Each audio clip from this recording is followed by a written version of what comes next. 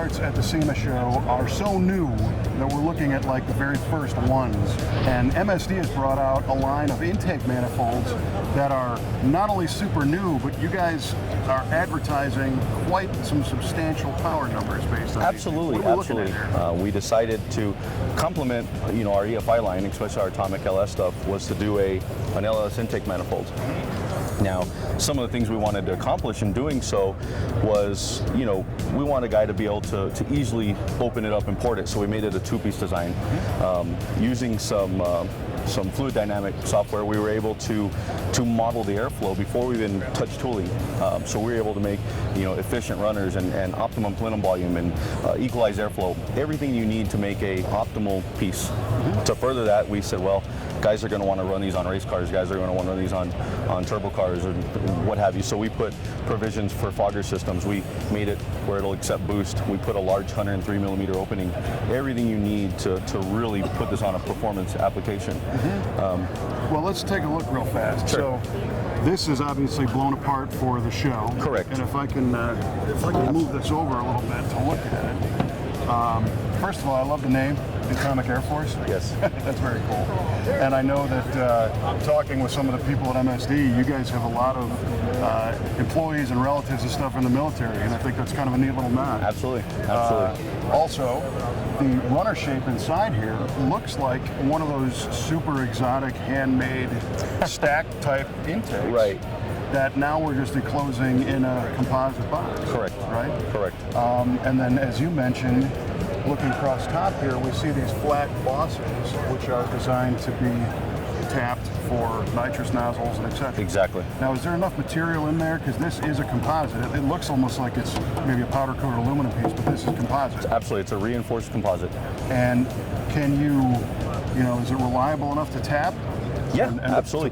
This stuff is actually extremely strong. A lot of guys at first thought they see, well, it's a plastic. It's a reinforced polymer and it's extremely strong. Tell me about the gasketing that you guys have done inside this. Whenever you're going to make something where it's designed to come on and off, you have to put some good gaskets that will not only seal but can be reused, numerous times. So for that reason, we tooled up. We designed our own gaskets, not only for here and for the throttle body, but also at the bottom. It's a unique gasket design. It's not your typical square gasket. We've actually gone in and sealed around the bolt holes in any place that it could potentially have an air leak. And in this piece, what applications are we covering? Because not all LSs are the same. No, we've actually got plans to do LS7, LS1, LS2, LS6, LS3, as well as the new LT1 combination. Okay, now you were mentioning that you guys have done some third-party dyno testing. I see a dyno graph here with a really big name on it. Yes. We decided to send some parts out to Lingenfelter, so we partnered with Lingenfelter, and not only to our surprise, but they were surprised as well when they got to run one of these on one of their L28 Camaros. Their L28 Camaro is it's a pretty souped up motor, and they put this thing on out of the box, no port work, just bolted it on and saw gains of 36 horsepower at the rear wheels over the leading competitor, which is huge. Unbelievable. Now, do you know what else was done to that particular motor?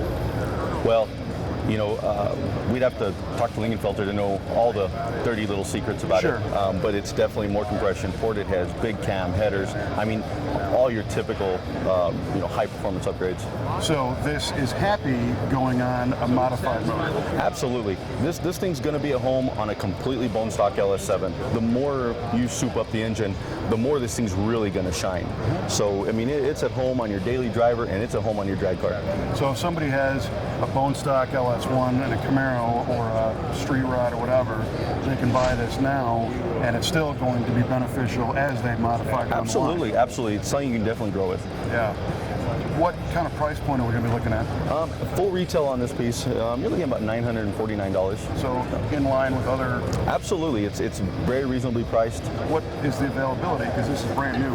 The LS7 version will ship at the end of January, and everything else, the LT1 will follow suit, and then everything else will just kind of fall in behind it.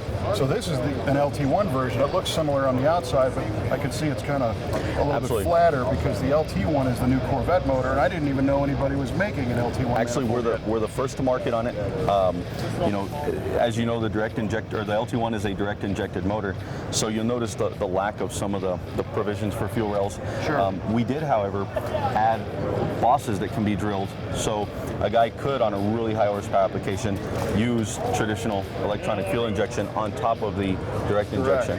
Very cool. Huh.